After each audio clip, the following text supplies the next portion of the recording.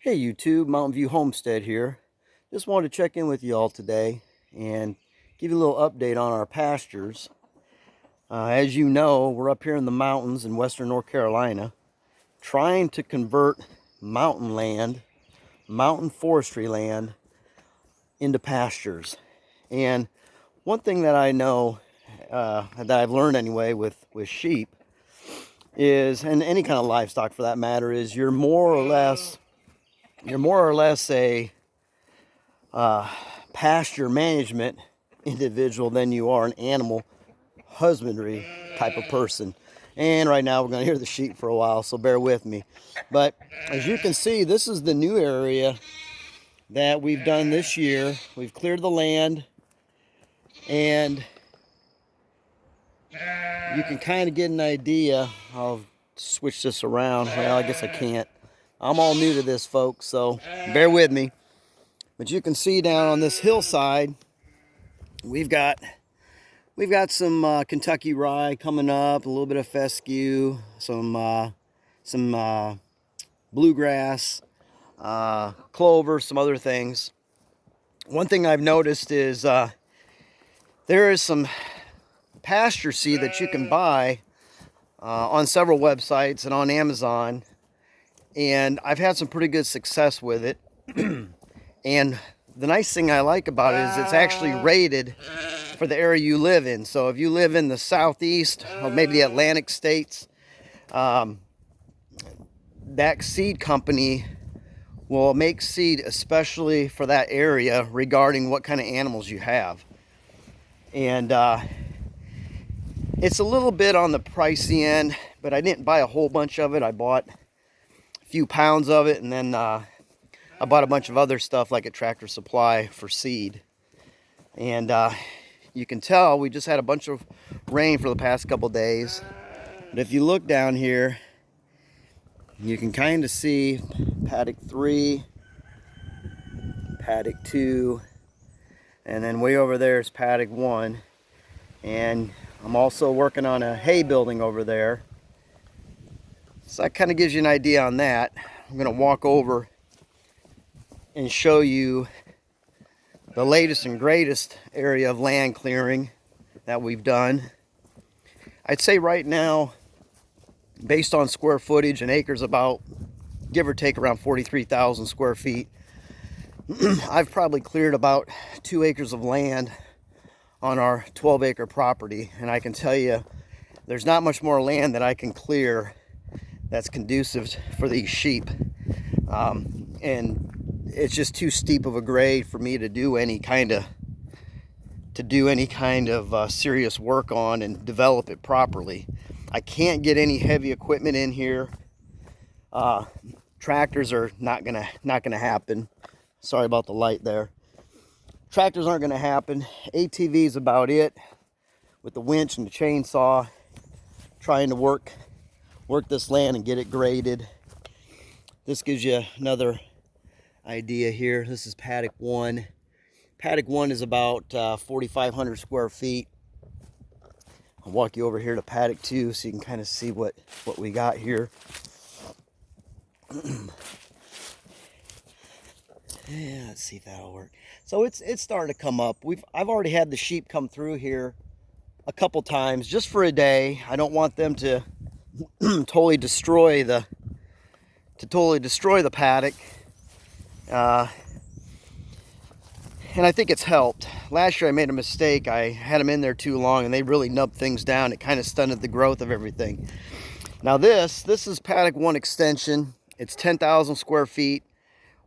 One day when I get it to where I want it, I'll probably subdivide it into 2 5,000 square foot areas so that I could do more rotational grazing. But hopefully you can see I've got a little bit of grass coming up.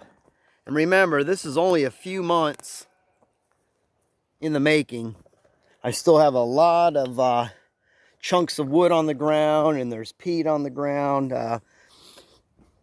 You know, just not a whole lot. So it's gonna be a while before I get the sheep over here. Hopefully that video there did some justice. One thing I found out too is some of the cheapest stuff you can use, in my opinion, is if you wait until hunting season is over and a lot of the food plot, the deer food plot stuff goes on sale, you can pick up some of that relatively cheap.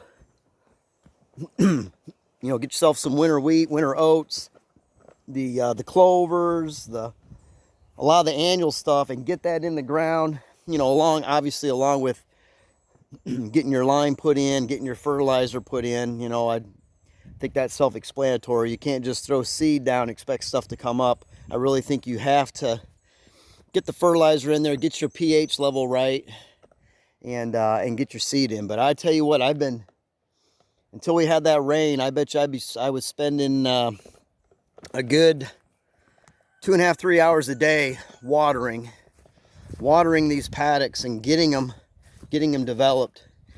I mean, even here you can see new grass coming up.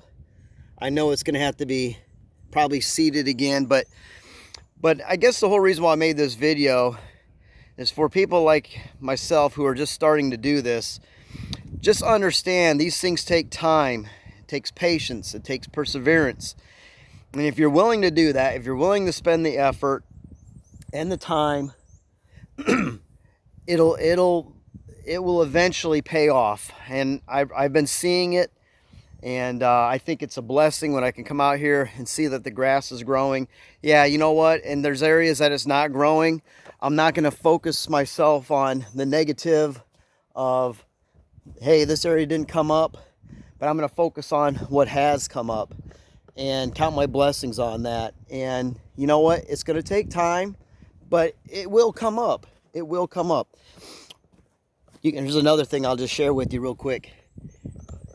Right there's a stump, and you know, I rented a stump grinder on a couple different occasions. Best investment I ever made as far as when you're clearing land.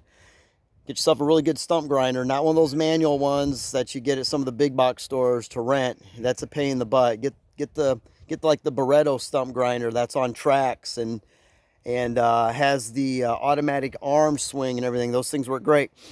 But the reason why I wanted to show that stump is a year ago I had that stump ground underground, but because of erosion, it is now you can see it. So, and I have that in some places. So just a word of advice: when you do clear land and you get yourself a stump grinder, make sure you're able to try and get that stump ground at least 2-3 inches under the surface of the ground, so that eventually when there is some erosion, it's still going to be there. It's still going to be underground. And not only that, but when you plant seed, the seed will hopefully lock that dirt in there and it won't erode away. So anyway, sorry for carrying on, but I wanted to really spend a couple minutes today just sharing with you about how much effort it takes to convert forestry land after you clear it, and to get the land right, to get seed in the ground, to get pasture forming.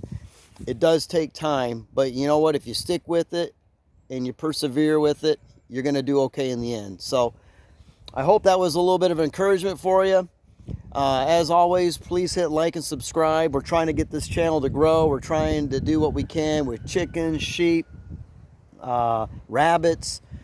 Probably get into some gardening and also into fruit tree management, things like that nature. So stick with me on the journey, and as always, God bless.